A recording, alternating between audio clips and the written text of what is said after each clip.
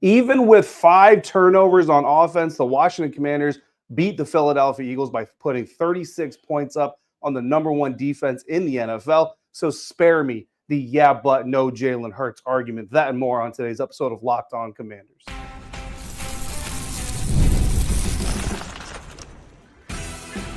You are Locked On Commanders, your daily podcast on the Washington Commanders.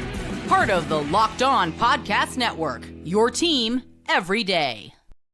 Welcome in, everybody, to this live episode of Locked On Commanders, Victory Monday episode of Locked On Commanders, part of the Locked On Podcast Network, your team every day. I'm your host, David Harrison, covering the Washington Commanders for Sports Illustrated's CommanderGameDay.com. I'm here with you every Monday through Friday. You can also find me helping out with WUSA9.com's local coverage of the team this season. I thank you for coming through for this Victory Monday episode every dayers. You know I greatly appreciate you for coming through every single day. Locked On Commanders is your daily podcast covering the Washington Commanders. And if you haven't already, you can subscribe for free on YouTube or wherever you are listening to today's episode, in which we're going to talk about wide receivers stealing the night here in Northwest Stadium in Landover, Maryland for Week 16. We're going to talk about how the Washington Commanders got a little scarier in Week 16 compared to Week 11. But we're going to kick it all off by talking about the Washington Commanders getting a 60-minute win over the Philadelphia Eagles. And we're going to do so thanks to our buddies over at FanDuel. New customers to FanDuel, you can place a $5 bet,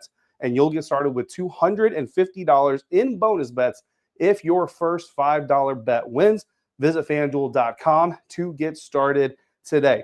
Even with 5 turnovers on Washington's offense, 2 fumbles by Brian Robinson Jr., 1 fumble by De'Ami Brown, 2 interceptions thrown by rookie quarterback Jayden Daniels. Even with those 5 turnovers, the Washington Commanders defeat the Philadelphia Eagles 36-33 here in Northwest Stadium to topple their NFC East Division rival, prevents the Philadelphia Eagles from clinching the NFC East for at least one more week. Look, now it's on the Dallas Cowboys and the New York Giants. Y'all got to do your part to keep the Eagles from winning the division if that's what you want to do.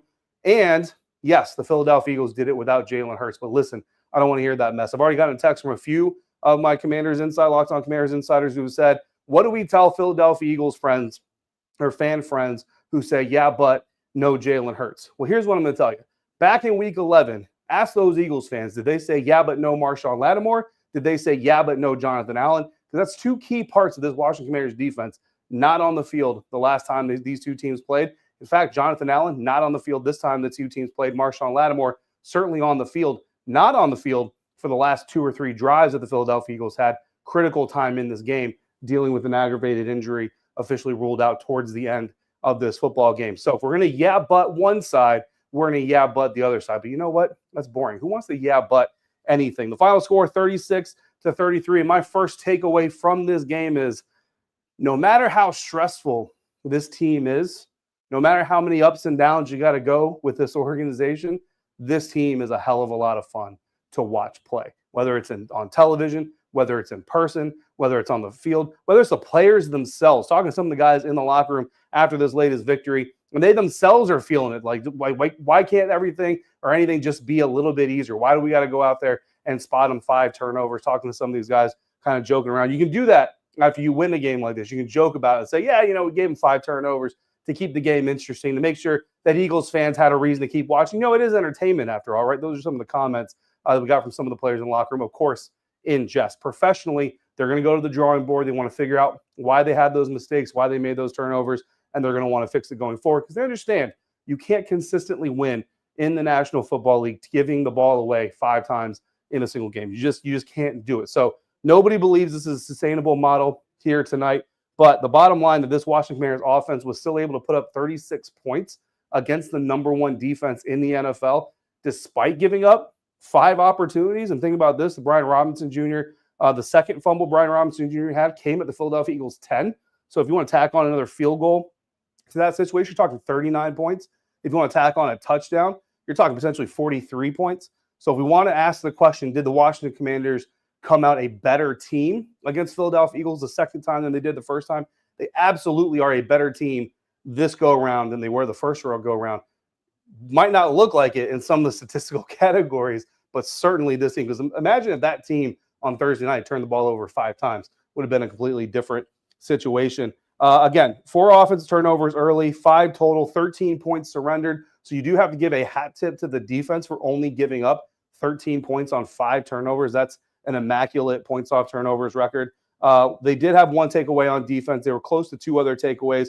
Marshon Lattimore, easily the busiest day he has had in a very, very long time. Did look like he re-aggravated his hamstring. So the hope is going to be that it wasn't too serious. It's going to be not going to be something that's going to hold him out for multiple weeks. However, not to get too far ahead of ourselves, if they do need to hold him out against the Atlanta Falcons, certainly a matchup they can still win without Marshon Lattimore, considering how heavy of a run team the Atlanta Falcons really are, especially with rookie quarterback Michael Penix Jr.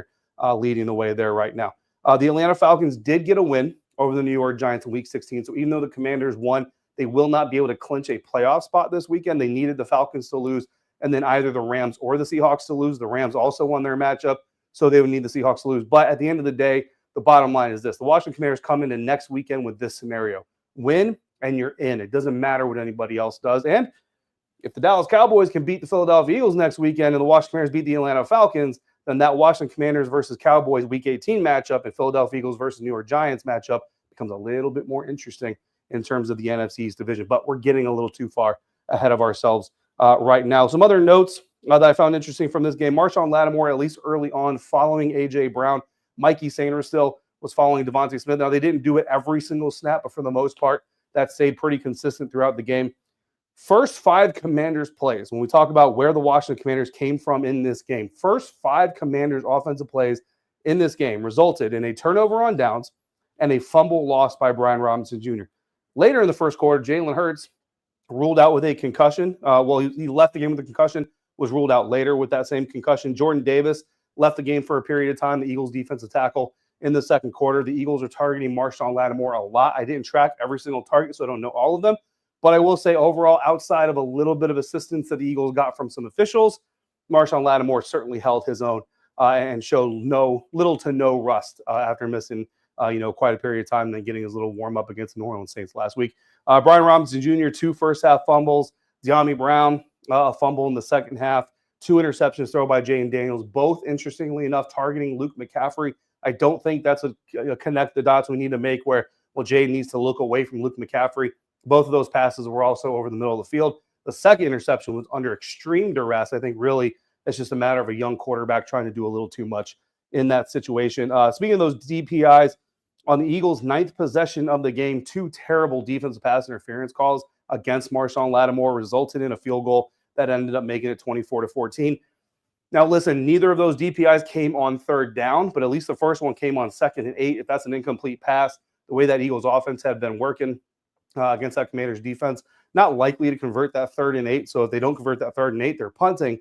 They don't get that field goal. And again, this margin of victory now turns into 36-30, whatever you want to call it. 2 third downs were given up by the Commanders defense due to penalties on Philly's 10th possession, the very next one, that were legit. A DPI on Marshon Lattimore that he actually earned in this situation, and a face mask on Daron Payne. Both of those on third downs. That drive again led to field goals. So that's 6 penalties that you can attribute or 6 points rather that you can attribute essentially to penalties. 2 of the penalties certainly earned by the Commanders defenders. 2 of them, I argue at least, were not earned, especially the first DPI on Marshon Lattimore. I know the second DPI on Marshon, some people in the press box said that they thought it was okay enough or close enough to be called. My opinion, neither of those first 2 should have been called. The third one, absolutely. The face mask on Daron Payne, clear as day. Easy to see. So some interesting things happening for the Washington Commanders and Philadelphia Eagles. 28 points scored in the first quarter. The first quarter alone, we saw just a laundry list, a bingo card worth of activity and action that all eventually led to the Washington Commanders' 10th win of the NFL season, their first season with 10 wins or more since 2012. So enjoy it, soak it in. We're going to talk more about it coming up next on today's episode of Locked On Commanders, part of the Locked On Podcast Network, your team every day. Today's episode is brought to you in part by Prize Picks. If you love watching the game, you're going to love Prize Picks. It's the easiest and the most exciting way for you to play daily fantasy, whether it's football, basketball, or any of your favorite sports. Prize Picks makes your holidays bigger and brighter. You can now win up to 1,000 times your money on Prize Picks. Plus, this holiday season, they're giving away $30+ million in rewards during Picksmas and offering 2 free picks in December. And when your picks hit, Prize Picks makes it easy to cash out. You can get your money in as fast as 15 minutes. This week for Sunday night and Monday night, I'm looking for more than half a rushing or receiving touchdown from Packers running back Josh Jacobs. The same for Buccaneers receiver Mike Evans against the Cowboys. More than 62.5 yards rushing from Buccaneers running back Bucky Irving, and more than half a field goal made for Saints kicker Blake Groupie. It's quick, simple, so much fun to challenge myself and my friends. So download the Prize Picks app today. Use the code LOCKEDONNFL to get $50 instantly after your first $5 lineup. That's right, $50 instantly when you play just $5 with Prize Picks. Run your game. Continuing today's Victory Monday episode of Locked On Commanders live here from Northwest Stadium in Landover, Maryland, following the Washington Commanders' 36-33 win over the Philadelphia Eagles. And if you want to get even more out of the Locked On Commanders podcast, all you got to do is become a Locked On Commanders insider. Go to joinsubtext.com/LockedOnCommanders. And from there, you can text me throughout the game. We're going to converse. I'm going to share with you live updates, what I'm hearing from the press box, what I'm hearing from the team as the game is going on, and of course, my own analysis and even more. That's just on game days. That's just the scratching the surface of it. And you get to talk to me. We do our post-game live Zoom conferences. A bunch of people getting together on Zoom talking about having the same goal, Washington Commanders winning football, because I don't want to sit here and watch losing football. And the Commanders certainly keep it interesting, don't they? They test our blood pressure, I think, out there. So again, join subtext.com/LockedOnCommanders to become an insider for free for the first 2 weeks. 3 things that the Commanders needed to do in order to guarantee victory. That's how we do this. And when I tell you there's 3 things the Commanders need to do in order to win, I'm telling you that I believe if they do all 3 of these things, I promise you, the Washington Commanders will win. And that is more firm a promise than any campaign promise you have ever heard. Now, the Commanders don't always accomplish all 3 of those things, and they certainly didn't accomplish all 3 of the things this weekend, which might explain a little bit of why they had to kind of eke out or dig out that win kind of in the last minute. Number 1 was to contain Saquon Barkley. We also took a look at Marshawn Lattimore versus Jalen Hurts as part of this, just defense versus offense. Saquon Barkley, 5.6 yards per carry in Week 11 when the Philadelphia Eagles won. They had a 62-yard run or 62 yards on 2 touchdown runs, rather, from Saquon Barkley total. Now, again, no John Allen in that game, no John Allen in this game. Outside of those runs, though, the Washington Commanders defense had held Saquon Barkley to 84 yards on 24 carries, 3.5 yards per carry. This week, basically the Washington Commanders defense flipped the script quite literally. Instead of giving up a bunch of points in the fourth quarter, instead of giving up a bunch of rushing yards to Saquon Barkley in the fourth quarter, they said, you know what? Let's do it in the first quarter. Let's give up 21 points. Let's give up a bunch of yards to Saquon Barkley. In fact, in the first half, Saquon had 123 yards rushing at halftime, but he finishes this game with 150 yards total. So that tells you 37 yards in the second half. Pretty good half against Saquon Barkley, who I do believe should be the NFL MVP when all is said and done. Still averaged 5.2 yards per carry total, but when you look at the second half compared to the first half, certainly a much better outing by the Washington Commanders defense against Saquon Barkley. To me, it kind of looked like early on this defense was trying too hard to make impact plays and to really make big plays. And I know we all kind of want to move on from the Ron Rivera era, but something that Ron Rivera said that I think resonates as a leader in any organization is that the play doesn't care who makes it, right? The play doesn't need Bobby Wagner to do it. The play doesn't need Frankie Louvu to do it. It just needs somebody to do it, be in the right position. And if everybody's in the right position, somebody will be there to make the play. In this first half, at least especially in the first few drives, it kind of felt to me like this Washington Commanders defense was pressing a little bit, trying too hard to make the plays, and it ended up hurting them. Even Jalen Hurts got loose for 3 carries, 41 yards before he ended up leaving the game concussed. Saquon Barkley in the first quarter alone, a 2-yard touchdown run, a 68-yard touchdown run. So that's 70 yards on those 2 touchdowns, which very, very closely resembles what happened back in Week 11. Of course, from there, like I said, the Washington Commanders were able to kind of contain him. So we're going to give them half credit. They did not contain Saquon in the first half. They did a much better job of containing Saquon Barkley in the second half. As for Marshawn Lattimore, came into this game, had 5 games against the Eagles in his career, 3 games against Jalen Hurts. He had intercepted the Philadelphia Eagles twice in his career. None of them had come against Jalen Hurts. Of course, Jalen ends up leaving the game with a concussion, so not a whole lot of opportunities for him to get interceptions in this game off of Jalen Hurts. And the interception that the team did get from Frankie Louvu was off of Kenny Pickett, who came in relief of Jalen Hurts. So again, half credit for number 1, not full credit. Number 2 was to try to force the Philadelphia Eagles to shrink their defense against their will. Again, did not stack the box against the Washington Commanders the first time around. I don't know how many times they stacked the box this time around, but I know it wasn't a lot, right?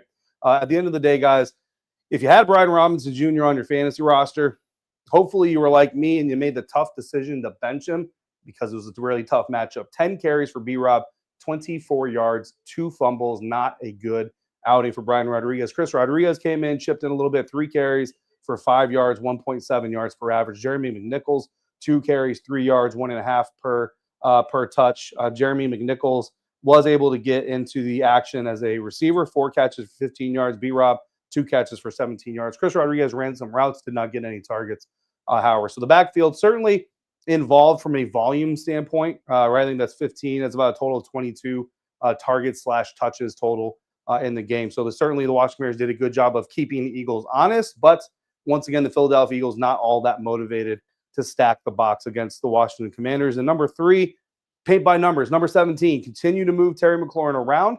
Continue to get him involved. Continue to mix him up, to mix the defense up. And they've certainly done it. Sam Fortier of the Washington Post and I were talking after the game in the hallway, waiting to go in the locker room. And he said, which I agree, that we think the narrative of Terry McLaurin being lined up in one spot and one spot only is pretty much dead at this point. Going back to Tennessee Titans, it was about a 70%, split wide left. So still pretty heavy split wide left, but less than usual. New Orleans Saints, we went over, was like 52, 54% split wide left, and then like 20-something split wide right, and then the rest was slot snaps. In this game, I don't know the exact math off the top of my head, but I can tell you Terry McLaurin was moving around a little bit, right? He was on the left still more than usual, but I think, or not more than usual, more than anything else. But I think that's just going to be the trend, but still moving around a good amount. And certainly coming off of a 1-catch, 10-yard performance the last time, 5 catches, 60 yards, and a touchdown. Terry McLaurin certainly getting a little scarier against the Philadelphia Eagles this time around. So you give them full credit for that item number 3. And I mean, look, when we look at it, 1.5 out of 3, you accomplish 50% of the things you need to go out there and accomplish. So you get a close win. That seems to fit our ideation of, if they accomplish all 3, I'm going to go ahead and go out on a limb and promise you the win against the Philadelphia Eagles. And look, I don't know if I was the only person at CommanderGameDay.com to predict the Washington Commanders win, but I know I did predict Commanders win, and that means we're good in the win column. That means we're good against the spread, since Commanders were underdogs, which means we get to notch another win in both categories in our record for the season. A play of the day. Washington Commanders player did not come up with the play of the day. That went to a Philadelphia Eagles player. We're going to give a little bit of praise to one of the enemy members, tongue-in-cheek. And then we're going to go over our 3 stars of the game, including 2 wide receivers not named Terry McLaurin, who stole the night. That's coming up next on today's episode of Locked On Commanders, part of the Locked On Podcast Network, your team every day. Today's episode is brought to you in part by FanDuel. Get ready to tackle all of the NFL action with FanDuel, America's #1 sports book, because right now, new customers can bet $5 to get $150 in bonus bets if you win. The FanDuel Sportsbook app gives you everything you need to place live bets on the NFL all in one place. So when you get a hunch in the middle of the game, any game, you can check out the latest stats, view the play-by-play, and so much more on the exact same page, where you can then place that bet and track how close you are to cashing out. Just visit FanDuel.com to join today. You'll get $150 in bonus bets if you win that first $5 bet. Again, your first $5 bet, if it hits, you get $150 in bonus bets at FanDuel.com. Never waste a hunch. Make every moment more with FanDuel, an official sportsbook partner of the National Football League.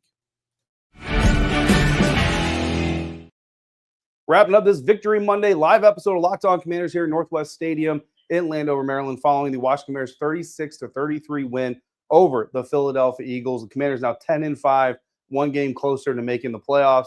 The Philadelphia Eagles still need that 1 more win in the division to go ahead and clinch that NFC East. And I'm not telling you to be Cowboys fans next week, but if you want the Washington Commanders to have a shot at pulling out that division somehow, the Philadelphia Eagles got to lose out, so you need the Dallas Cowboys to win next week. But let's continue talking about this week. Our play of the day goes to none other than Philadelphia Eagles wide receiver Devontae Smith. And I'm going to take you towards the end of the ball game. And if you watch the entire ball game with me, you were probably nervous, chewing your fingernails now down to the nubs. And we're on 3rd and 5 at the Washington 22 with 2 minutes and 7 seconds left to play. The Philadelphia Eagles have a lead, short, slim lead. But if they convert that 3rd and 5, then they take the clock down to the 2-minute warning. They have a new set of downs. They get to bleed the clock a little bit more. The Washington Commanders had 1 timeout left at that time. They got to spend that 1 timeout minimum, and you're going to do all of those things, and you're essentially going to nearly put the game away, right? If you score a touchdown, game's over for the most part.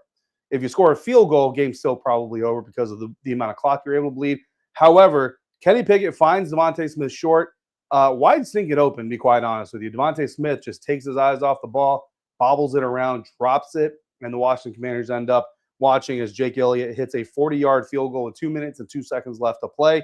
Gives the Eagles a 5-point lead, but it gives the Washington Commanders a little bit less than 2 minutes and a timeout to go down the field. And the Washington Commanders, we talked about them playing a 60-minute game here this weekend.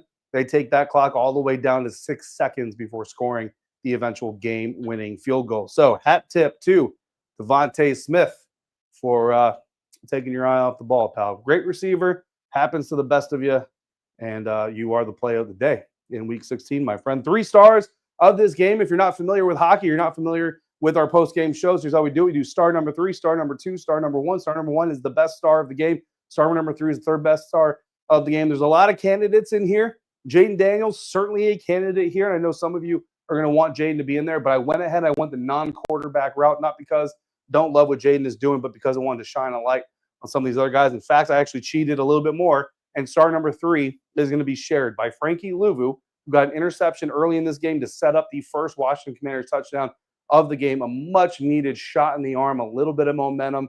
It didn't stick for the entirety of the game, right? It still went back and forth, and the Eagles certainly captured some of the momentum back and all those things. But without that Frankie Louvu interception to help set up that first touchdown, man, this may have been a really long day for the Washington Commanders. But we're also going to give half that star number 3 to Marshawn Lattimore, because he, again, was targeted a bunch. We talked about it all week leading into this. It wasn't going to be another game like against the New Orleans Saints where the Saints just didn't target Marshawn at all. It was going to be a game where Jalen Hurts and this Philadelphia Eagles offense certainly went after Marshawn to try to get A.J. Brown involved in this game, and that's exactly what happened. And again, outside of a couple of not-so-hot DPIs, 1 earned DPI, 2 unearned DPIs as far as I'm concerned, Marshawn Lattimore had a really great game. Had one defense where A.J. Brown was able to bring the pass in, but Marshawn Lattimore right on the spot brought him down without being unable to convert the 3rd down try. Star number 2, wide receiver Olamide Zaccheaus. And I got to say, really proud of Olamide here.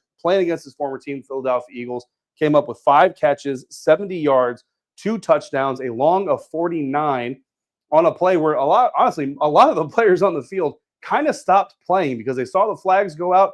I think some of the players thought it was going to be an illegal formation on the offense. Ended up being too many men on the field for the Philadelphia Eagles. But even with 12 guys on the field, Olamide Zaccheaus still able to get into the end zone on that play. And I got to tell you, man, he had a couple of drops early in this one. It was kind of like, Olamide, come on, man. Like, you're a veteran. You've been around. You're the kind of guy that needs to step up in a game like this. And late in the game, he certainly did. Again, 5 catches, 70 yards, 2 touchdowns total. And that leads us to, speaking of veterans, Jamison Crowder. Has there not been a better player for this team since he's returned last week? First game back against the New Orleans Saints. 3 targets, all on 3rd down, showing you just how much Jayden Daniels trusts him, just how important he is to this offense. This game, he only had 2 targets. He only had 15 yards. But guess what? Both of those catches went for touchdowns. Jamison Crowder getting the game-winning 9-yard touchdown pass from Jayden Daniels. Jeremy McNichols punching in the 2-point conversion run that made it a 3-point game. The Philadelphia Eagles ended up trying to do the miracle in Landover, whatever you want to call it, for the Eagles, that it would have been had they scored on the kickoff return, and that was all there was. So that's our 3 stars. We got a little bit of time here, so I'm going to go through the live chat on YouTube, see if we got any questions. Merle comes through to ask, who's the offensive rookie of the year again? He asked me, Merle is an insider, asked me during the game, said, why is it the people, can we settle this conversation that Jayden Daniels is clearly the offensive rookie of the year? Yes, Jayden Daniels is going to be your offensive rookie of the year. There are still some Broncos fans who believe that Bo Nix has a chance. Bo Nix does not have a chance, guys. Bo Nix has done very well for himself. Don't want to take that away. But Jayden Daniels is the very clear offensive rookie of the year in this one. So thanks for coming through, Merle. Cadzilla says, is Lattimore hurt bad? So I can tell you, he wasn't walking with a limp when he left the locker room. He wasn't in the locker room for an extended period of time getting treatment after the game. That's about the best I can give you right now, and it's probably going to be the best that we can give you even from Dan Quinn going into, say, Wednesday, all that stuff. We'll see if Marshawn is able to practice Wednesday, but I did see him getting treatment on that left hamstring during the game on the sideline. So that's kind of what we're assuming. But fingers crossed that it's not a long-term situation. I don't think it's a long-term situation. I think it was kind of a minor situation. So we'll see, how that turns out. But it doesn't look right now like it was major. We got a lot of good comments in the YouTube live conversation. So I appreciate all of you coming up. That's going to wrap up this Victory Monday episode. Next episode, we're going to hear from Dan Quinn again. We heard from him today, heard from Jayden, heard from a lot of guys. We'll talk about what they had to talk about in our next episode. And of course, I'll be heading out to Ashburn to help out with WUSA 9 Chick Hernandez and his exclusive interview with Dan Quinn tomorrow evening. So we'll bring some more notes from that as well for our Tuesday episode. In the meantime, you got questions and comments, all you got to do is text me. All you got to do that, go to joinsubtext.com/LockedOnCommanders and send me your text today. In the meantime, or other than that, thank you for making Locked On Commanders your first listen of the day.